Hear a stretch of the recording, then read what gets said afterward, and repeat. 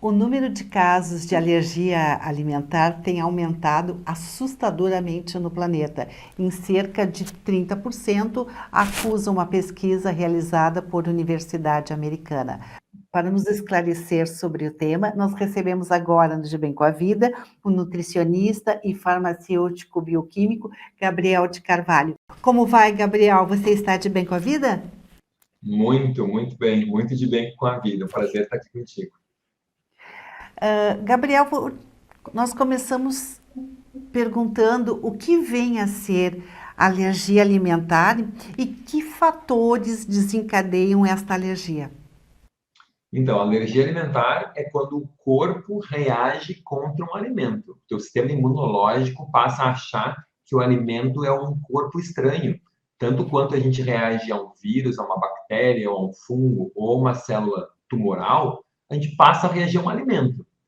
Bom, então, por que que isso acontece? Quais são os fatores desencadeantes? Tem muitos elementos aí que são importantes e que têm sido pesquisados. Por exemplo, a maior concentração e a maior exposição das pessoas a produtos químicos como agrotóxicos, ou a alteração do microbioma, ou também chamada flora intestinal. E isso pode ser causado por uma má alimentação, pelo uso de antibióticos. Então, sim, o uso de antibióticos em excesso e uma alimentação com falta de fibras, com falta de verduras, com falta de frutas, de alimentos integrais, acaba por alterar esse microbioma, essa flora intestinal, altera o sistema imunológico e a gente fica mais alérgico. A falta de diversas vitaminas, como a vitamina A, a vitamina D, o zinco e algumas vitaminas do complexo B, alteram o nosso intestino e isso torna a gente mais alérgico. E um outro problema muito comum que causa alergias é a digestão ruim. As pessoas têm pouco ácido no seu estômago ou tomam remédios, medicamentos que baixam a acidez, os famosos prazóis, mastigam mal a comida com muita pressa pela vida acelerada e apressada. Tudo isso, e tem outros fatores também, que desencadeiam alergias alimentares. Quer dizer que sentar-se à mesa e comer com pressa também provoca alergia, Gabriel? Sim, porque quando tu mastiga os alimentos, é o processo mais importante que começa a degradação. Então, toda a o dente é a substância mais dura, o esmalte dentário é a substância mais dura do nosso corpo, Cris e telespectadores. Então, quando o dente não faz o seu trabalho, o estômago, o pâncreas, a vesícula, o intestino não vão conseguir substituir isso. E aí os pedaços de alimentos vão ficar grandes, vão ficar macromoléculas, como a gente chama. E aí o que acontece? Acaba sendo absorvido isso mal digerido e as reações aumentam muito. Gabriel, qual a diferença entre alergia e intolerância alimentar? Perfeito. A alergia é uma reação imunológica, é o corpo atacando, é isso que eu expliquei agora. E intolerância é um problema de digestão. Por exemplo, intolerância à lactose, tu não tem enzima para digerir a lactase. Então, é uma intolerância, uma falta de uma enzima para degradar uma substância que tem no alimento. Fizeste uma relação com a questão do leite.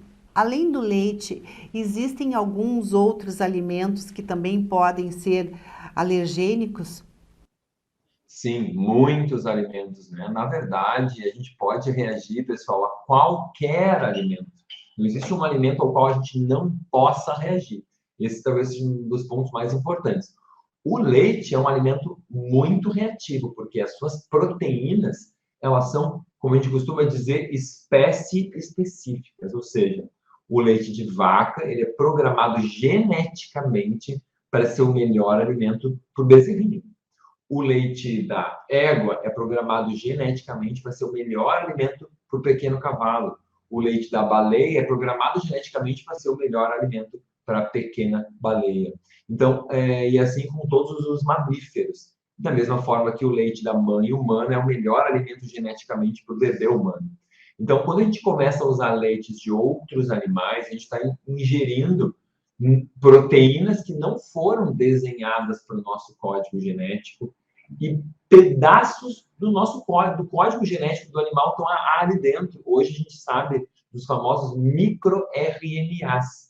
Então, RNA é informação genética. E a gente come isso na nossa alimentação. Então, o leite da mãe, ele passa microRNAs, que é um pedaço, digamos assim, do nosso DNA, digamos assim, né? Uma forma bem simplificada. Então, quando a gente ingere isso, ele está carregando informações para dizer para aquele organismo como se comportar, como crescer e como se desenvolver. Então, esse é um exemplo. Mas o glúten é um problema bastante grande, o açúcar é um problema grande, o café também causa muitas reações. Tem muita gente que reage a tomate, a repolho. Gente, não há um alimento ao qual não possa se reagir. Levedo de cerveja, levedura, muito comum ter problemas também. Os cereais todos que têm glúten, trigo, aveia, o centeio, a cevada, são problemáticos. Tem pacientes que reagem aos feijões, muito comuns em bebês com cólicas, por exemplo, nas suas mães terem reações a feijões. Então, assim, não tem alimento ao qual a gente não possa realmente reagir. Gabriel, olha só, eu estava te ouvindo que tem tantos alimentos que podem causar alergia.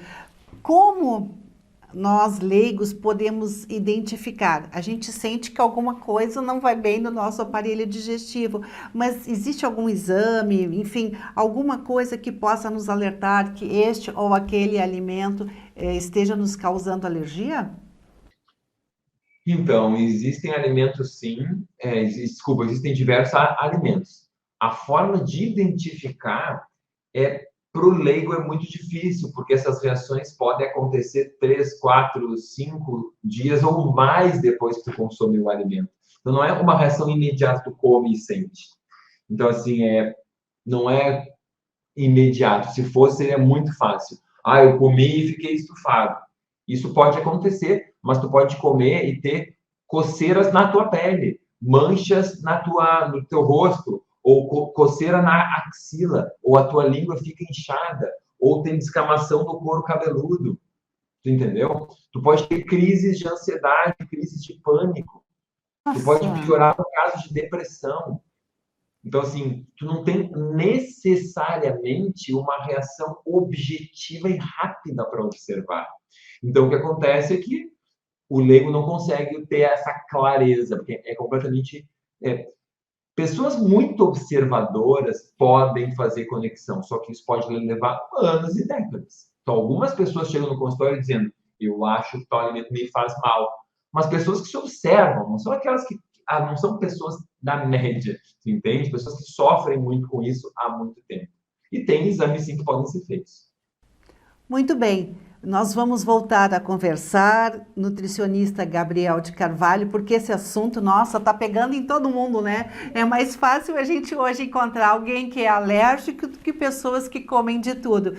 Eu agradeço muitíssimo a tua participação no De Bem com a Vida, informações extremamente importantes para que a gente possa ficar cada vez mais de bem com a vida. Muito obrigado, Gabriel. De nada, tchau, até a próxima.